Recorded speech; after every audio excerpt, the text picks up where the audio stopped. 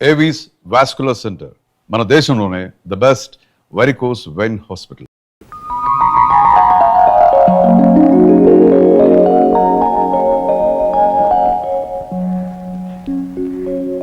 ఎంత మార్పు తీసుకొచ్చావమ్మా. మీ బావ ఇదివరకట్లా లేడు. మాటల్లో మార్పు వచ్చింది, వేషంలో మార్పు వచ్చింది. ప్రేమ పాఠాలు కూడా మొదలెట్టాడు. సరదాలు సంతోషాలు కూడా నేర్చుకున్నాడు. మీకోసం ఎదురు చూస్తున్నాడు. ఒక్క మాటలో చెప్పాలంటే ఏమిటమ్మా నవ్వుతున్నావు? ఏం లేదు డాడీ, బావలో చాలా మార్పు వచ్చిందట. బాగా మారిపోయాడట. పద్మత్రం రాసింది. Very good. యాండి ఓసారి వెళ్ళి చూద్దామా? ఎందుకు? ఎల్లుండి మన రూప పుట్టినరోజుకి అల్లుండే ఇక్కడికి పిలిపిద్దాం.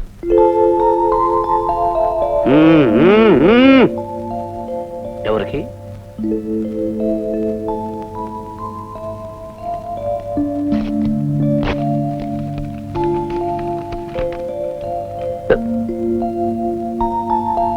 ఇంగ్లీష్ లో ఉంది. నువ్వు చదవరా. అయ్యా, ఒకరికి వచ్చిన ఉత్తరం ఇంకొకరు చదవకూడదు అయ్యా. నువ్వు చదవరా. కనపోతాం లేదండి, ఇంగ్లీష్ లో ఉందయ్యా. పిచ్చోళ్ళు అనుకున్నారా? అందుకే మీ చేతికి ఇచ్చా. అయ్యా, ఇంగ్లీషు మన మేనేజర్కి వచ్చాయ్యా.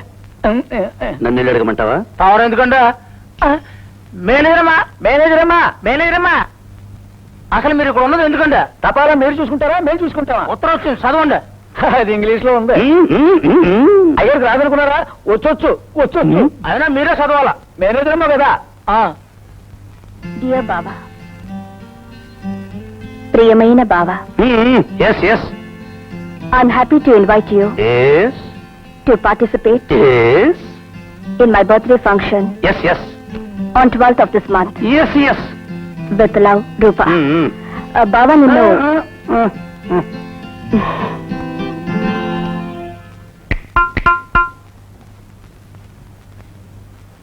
ఒరే, అయ్యా, దాని అర్థం ఏమిట్రా? చెప్పరా అయ్యా మీరు కొట్టినట్టు నేను చెప్తానయ్యా. చెప్పరా. మీ దైవాలు సుఖంగా ఇంటికి చేరారు, మీరు కూడా సుఖంగా ఉన్నారనుకుంటాను. అంతా సుఖమే సుఖమే అన్నారయ్యా. నువ్వు చెప్పరా. నేను ఊరిన తర్వాత నీ దగ్గర నుంచి లెటర్ వస్తుంది అనుకున్నాను. లెటర్ రాలేదు. వెంటనే లెటర్ రాయమని రాసుకుంటారండి అయ్యా. పశువులారా, మీరిద్దరూ తప్పే. మరి ఏంటండి అయ్యా? మొన్న మన ఇంట్లో నుంచి వెళ్ళినప్పుడు బెడ్డింగ్ మర్చిపోయింది కదా, దాన్ని వెంటనే పంపించు బావా అని రాసింది. అయ్యగారికి ఇంగ్లీష్ వచ్చి అవునయ్యా, తమకెలా తెలుసయ్యా? పశువ ఒక్క ముక్క చల్లరా అర్థం తెలుసుకోవడానికి. అందులో ఏమని రాసింది? బర్తు అని రాసింది.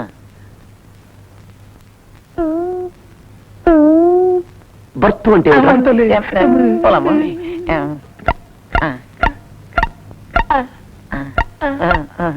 రైల్లో పడుకుంటావే, దాన్ని ఏమంటారు? బెస్ట్ అంటారండి. దేని మీద పడుకుంటారు? బెట్టింగ్ అండి. Bedding birth, birth bedding. అదే మొన్న మన ఇంట్లో మర్చిపోయింది కదా, వెంటనే పంపించు బాబా అని ఉత్తరం రాసింది.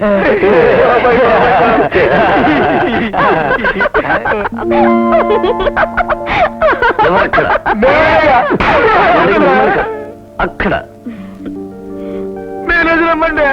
ఎందుకు నవ్వారు? నీ తెలివి తక్కువతనానికి. పశువులారా, మీరిద్దరూ నా పక్కన ఉన్నప్పటి నన్ను కూడా తెలివి తక్కువ అని అనుకుంది. పడి అవునండి, మనకి తెలియనప్పుడు తెలియదు అని చెప్పడం సంస్కారం. తెలియదే తెలిసినట్టు నటించడం కుసంస్కారం. దానివల్ల చాలా అనర్థాలున్నాయి. ఈవేళ లెటరే కావచ్చు, రేపు మరొకటి కావచ్చు. ఇంతకీ ఆ లెటర్ ఏమిటి? ఈ నెల 12వ తేదీన మీ మరదల పిల్ల పుట్టినరోజు. మిమ్మల్ని రమ్మని రాసింది. తను రమ్మని రాస్తే మేము వెళ్ళాలా? మర్యాదస్తులైతే వెళ్ళాలి. అంటే మాకు మర్యాద తెలియదా? తెలుసు కాబట్టే వెళ్ళాలి అంటున్నాను. వెళతాం, మీరు కూడా రావాలి. మీ అమ్మగారు వెళ్ళమంటే వస్తాను. వారిని మీరే ఒప్పించాలి. రండి. అక్కడంతా ఇంగ్లీష్ తెలిసిన వాళ్ళ ఉన్నారే. ఉంటే వాళ్ళంతా ఇంగ్లీష్ లో మాట్లాడితే? నేను చెప్పింది గుర్తుందిగా. వాళ్ళు ఏమడిగినా నా వంక చూడండి. నా నోట్ నుంచి ఏమొస్తుందో అదనేయండి. సూప్ బాగుందా? చెప్పానుగా బాగుందని. వెళ్దామా?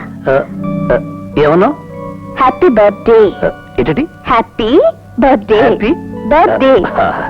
పార్టీ మొదలెడదామా? మా బావ వచ్చాడు. మా బావ కూడా రావాలి. బావా, బావా. Please excuse. Thank you. Happy birthday. Thank you. మా బావ. Hello, my manager. How are you? Fine. Fine fine. How is your journey? Good. Good good. Shall we start? Start. Start start. Happy birthday to you. Happy birthday to you.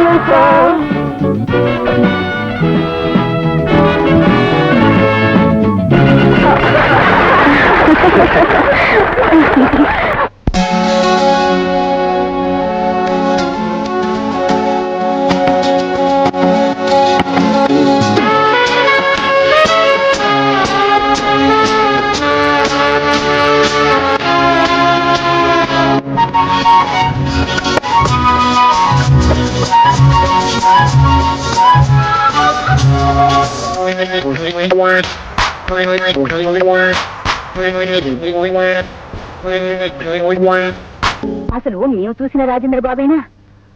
మనిషిలోను వేషంలోను అతని మాట తీరులోను ఎంత మార్పు తీసుకొచ్చావు? ఆడపిల్లవి కదా, అతన్ని మార్చలేవు, పారిపోయి వెడి తిరిగి వస్తావు అనుకున్నాం. నాకు మాత్రం నమ్మకం ఉంది. ఏమో, నాకు మాత్రం నమ్మకం లేదు.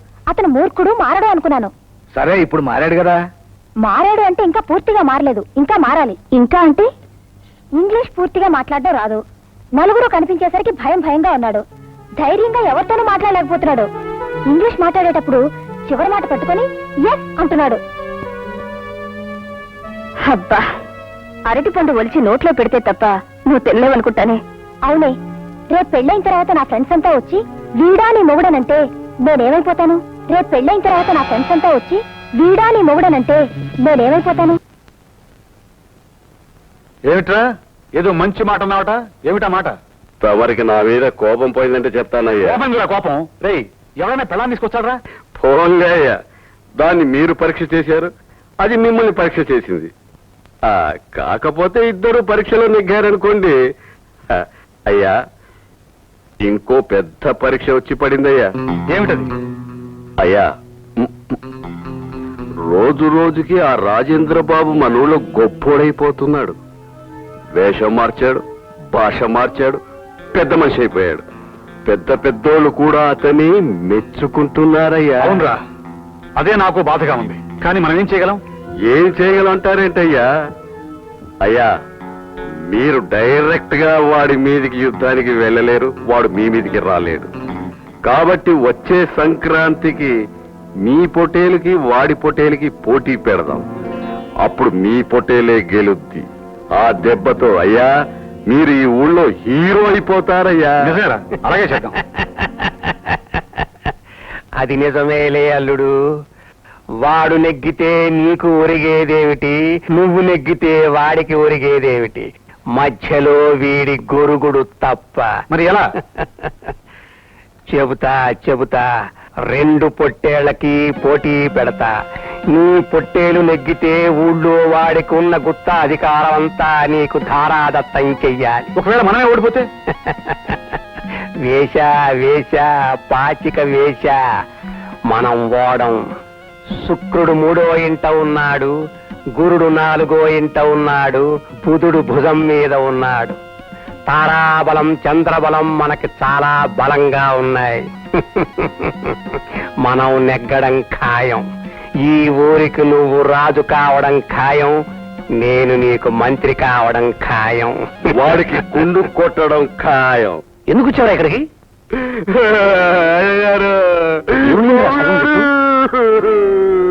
ఏమిందా సగం వేసం? మీరు సగం మిసం తీస్తే మిగతా సగం వాడు తీయించాడు. ఎవడు వాడు? మీరు సగం గుండు గొరిగిస్తే మిగతా సగం గుండు వాడు గొరిగించాడు. ఎవడా వాడు? ఈ ఊళ్ళో మీరేం చేస్తే వాడు అదే చేస్తాడంట. ఎవడా వాడు? ఇంకెవరు? ఆ గిరిప్రసాద్.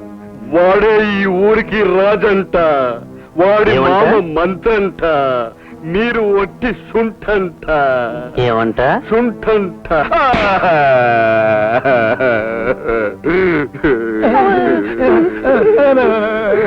ఏమంట?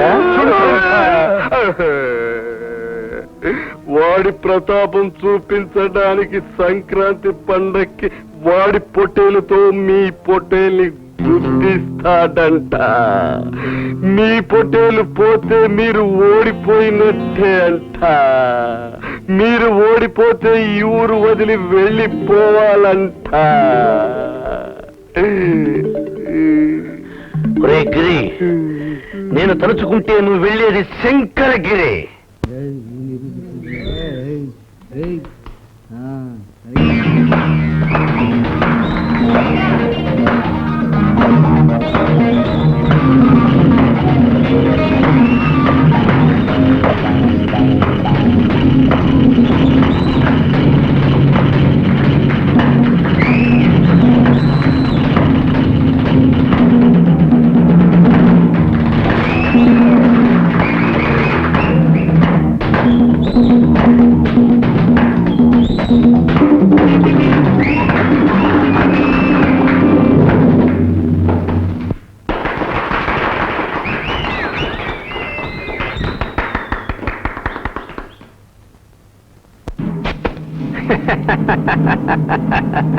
అల్లుడు, నరకవలసింది వృక్ష సముదాయాన్ని కాదు, శత్రు సమూహాన్ని.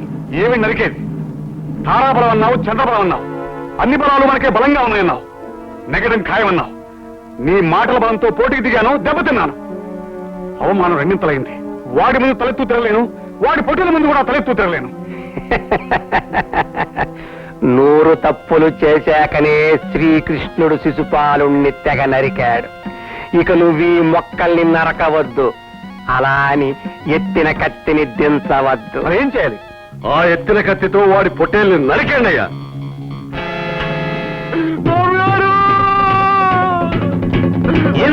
ఘోరం జరిగిపోయింది. ఏమైందా? గిరిప్రసాద్ నీ పొట్టేల్ని కసిక్కన నరికేశాడయ్యా.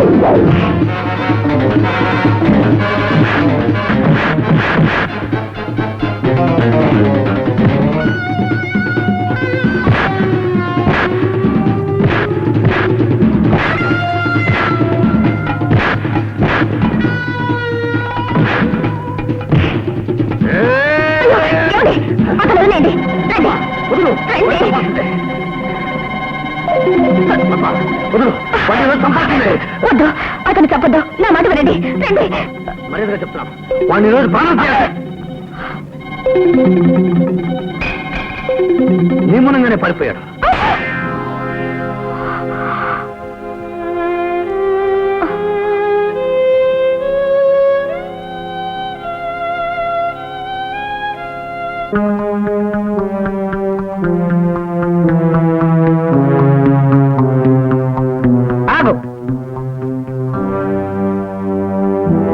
ఘనకార్యం చేసి వస్తున్నావా?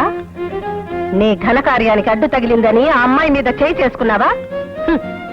తరతరాలుగా ఆడదాన్ని గౌరవించడమే ఆచారంగా వస్తున్న ఈ వంశంలో ఒక ఆడపిల్ల మీద చేయి చేసుకునే కుసంస్కారం ఎక్కడి నుంచి నేర్చుకున్నావు? మీ నాన్నగారు పోయినందుకు సగం చచ్చి నేను బ్రతుకుతూ ఉంటే నువ్వు చేసే పనులకు మిగతా సగం కూడా చావాల్సి వస్తూ ఉంది. నా చావే నువ్వు కోరుకుంటే ఇటువంటి ఘనకార్యాలు ఇంకా చెయ్యి. నువ్వు అనుకున్నవన్నీ సాధించు. ఆ క్షణంలో ఆ అమ్మాయి అక్కడికి వచ్చి ఉండకపోతే ఏం జరుగుండేదో ఆలోచించావా? నువ్వు అతన్ని చంపేవాడివి. చంపిన నేరానికి నిన్ను తీసుకువెళ్లి ఉరిశిక్ష వేసేవారు. తల్లి బ్రతికుండగా బిడ్డకు ఉరిశిక్ష వేస్తే అది చూసి తల్లి ఆనందిస్తుందనుకున్నావా అయ్యా? నీ జీవితాన్ని, ఈ కుటుంబ గౌరవాన్ని, మన వంశ ప్రతిష్టను కాపాడిన ఆ అమ్మాయి మీదే చేయి చేసుకున్నాం. చిచి, ఇక మీదటి నీ ముఖం కూడా చూడాలనిపించడం లేదు.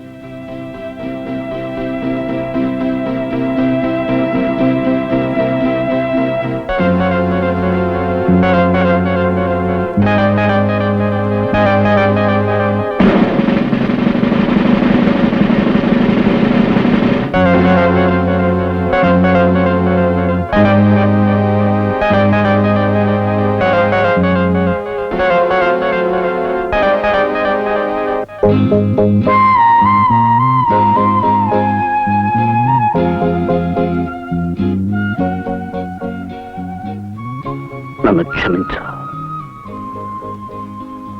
నువ్వేం చేసినా నా కోసం, నా మంచి కోసమే చేస్తున్నావు. అర్థం చేసుకోవడానికి ఆలస్యమైంది. ఇంకెప్పుడు నేను తొందరపడను. నువ్వేం చెప్పినా చేస్తాను. మీ మాట ఎలా నమ్మమంటారు? నువ్వు నమ్మిన దేవుడి మీద, నేను నమ్మిన దేవత లాంటి నా తల్లి మీద ప్రమాణం చేసి చెప్తున్నాను. ఇంకెప్పుడు మూర్ఖంగా ప్రవర్తించను. మా అమ్మాయి డ్రెస్ ఎక్కడ కుట్టించావు తెలుసా? అమెరికాలో. నీకెందుకమ్మా, పని మనుషులు ఉన్నారుగా. అదేమిటమ్మా, నేను మాత్రం మీ ఇంట్లో మనిషిని కానా? దేవుని మీద ప్రమాణం చేసి అంతా నిజమే చెప్తాను, అబద్ధం చెప్పను. ఏం చేద్దాం? అబ్బాయి అభిప్రాయం, అమ్మాయి అభిప్రాయం ఏమిటో తెలుసుకోండి. ఎందుకు ఇంత దుర్మార్గానికి పాల్పడ్డావు? క్షమించను బాబు.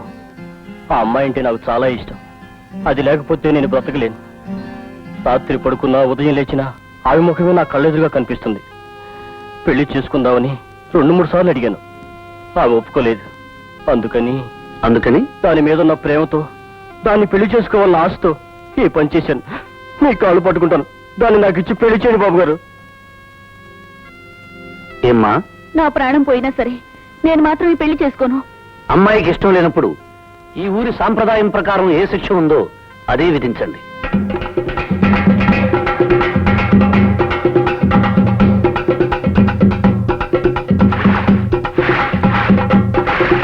వాడిని 18 కొరడా దెబ్బలు కొట్టండి.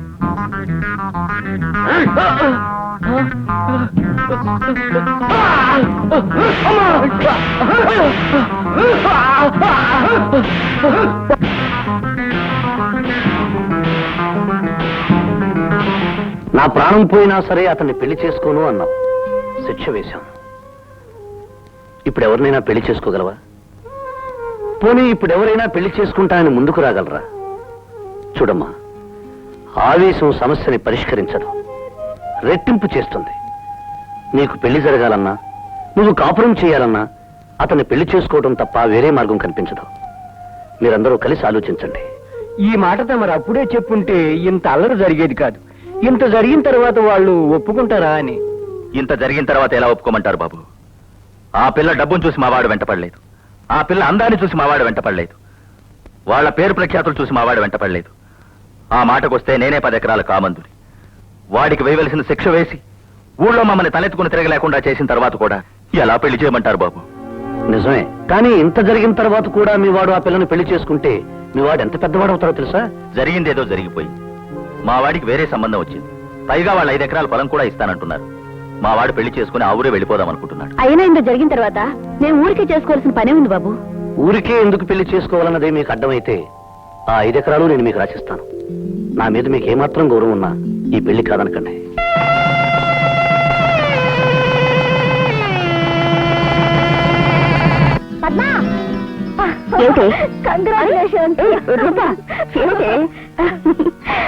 ఏమైంది? అన్నావు, అన్నమాట నిలబెట్టుకున్నావు. దేని గురించి? ఇంత దేని గురించి? బావ గురించే. చిన్నప్పటి నుంచి భావం చేసుకుందాం అనుకున్నాను. తీరా చూస్తే మూర్ఖుల్లా ఉన్నాడు. చేసుకోకపోతే అమ్మా నాన్న ఒప్పుకోరు. అలాంటి మనిషిని ఎలా మార్చేశావు? నేను చేసిందే ఉంది. ఎలుకను తీసుకెళ్లి పాలలో కడిగితే తెల్లబడుతుందా? దేనికైనా ఉన్న రంగు మార్చలేవు. ఆ రంగు మీద ఏదైనా దుమ్ము పడితే దాన్ని మాత్రం కడక్కలేవు. ఆయన స్వతహాగా చాలా మంచివాడు. ఆయన మంచితనాన్ని ఆయనకి అర్థమయ్యేటట్టు చేశాను. అది నేను చేసింది.